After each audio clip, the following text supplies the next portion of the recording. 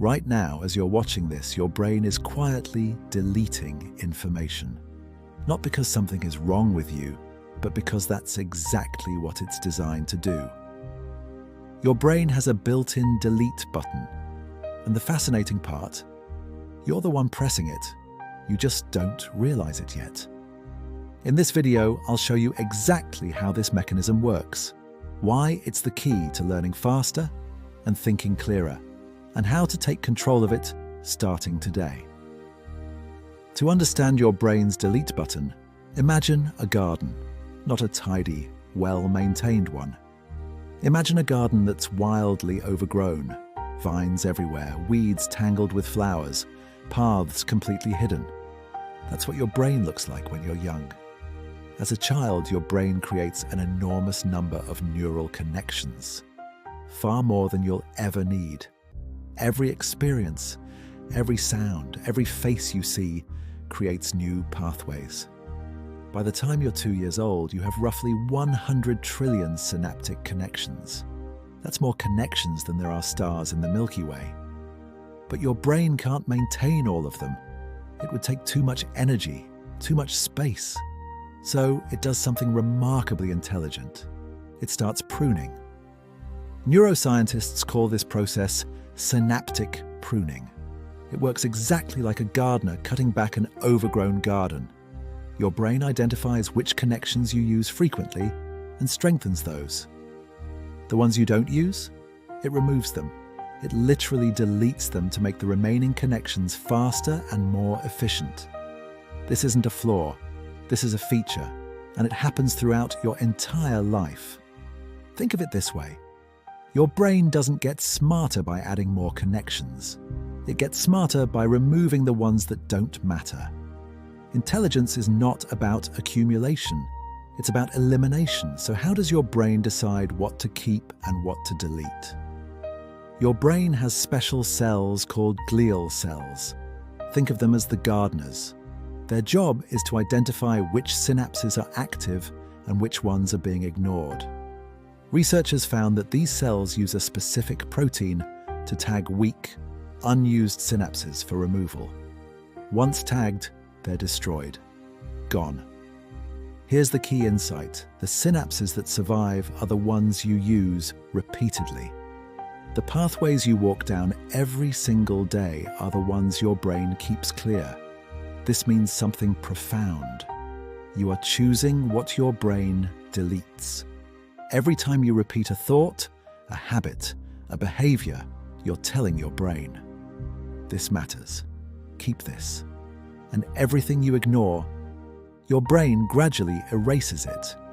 If you spend 3 hours a day scrolling social media, your brain strengthens the pathways for distraction and short attention spans.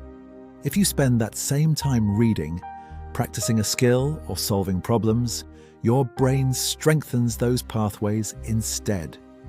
You are literally building your brain with your daily choices, not metaphorically, physically. Here is one of the most striking examples of this in action. In London, black cab drivers are required to pass one of the hardest tests in the world. It's called the knowledge. To earn their license, they must memorize over 25,000 streets and thousands of landmarks across the entire city. No GPS pure memory. It takes most drivers 3 to 4 years of daily practice to pass. Neuroscientists at University College London studied their brains, and what they found was remarkable. The hippocampus, the part of your brain responsible for spatial memory and navigation, was physically larger in taxi drivers than in the general population. Not slightly larger, measurably, significantly larger. And here is the key detail. The longer they had been driving, the bigger it was. Their brains didn't just keep those navigation pathways. They grew them because they used them every single day. This is synaptic pruning working in your favor. Use it or lose it is not a motivational quote. It is a biological fact. Now here's the part that changes everything about how you think about productivity. The actual pruning, the deletion of unused synapses, happens primarily while you sleep. Researchers found that during sleep, your brain shrinks its synaptic connections by nearly 20%.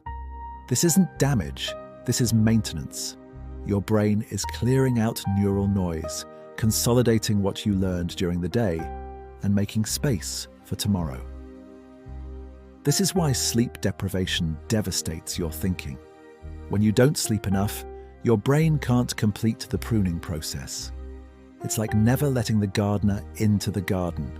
The weeds take over, your thoughts get foggy, you can't focus. And this is why naps are so powerful. Research published in Nature Neuroscience found that a 60 to 90-minute nap dramatically improves learning performance. Not because rest is vaguely helpful, but because your brain is actively pruning and reorganizing during that nap. So when someone tells you sleeping less means getting more done, understand what's actually happening. They're preventing their brain from cleaning itself. They're choosing clutter over clarity. Now that you understand how synaptic pruning works, how do you take control of it? 3 strategies backed by the neuroscience we just covered. Strategy 1. Choose your inputs deliberately. Everything you consume is a vote for what your brain should keep. Spend the first hour of your day on what matters most to you, not on other people's priorities. The pathways you activate first set the tone for what your brain reinforces all day. Strategy 2. Practice actively, not passively. Your brain doesn't strengthen pathways just because you were exposed to information. It strengthens them because you actively engaged. Reading a book once is not the same as writing down the 3 key ideas. Watching a tutorial is not the same as immediately practicing what you learned. Strategy 3. Protect your sleep like your career depends on it. Because it does. 7 to 9 hours of quality sleep is when your brain does its most important work. No supplement, no productivity hack, no morning routine will compensate for a brain that never gets to clean itself. Your brain is not a storage device. It's a filtering machine. The most powerful thing you can do is stop trying to cram more in and start being intentional about what stays. Choose what you focus on. Practice it actively. Sleep so your brain can finish the job. That's how you use the delete button. If this changed how you think about your brain, subscribe for more science-backed strategies every week.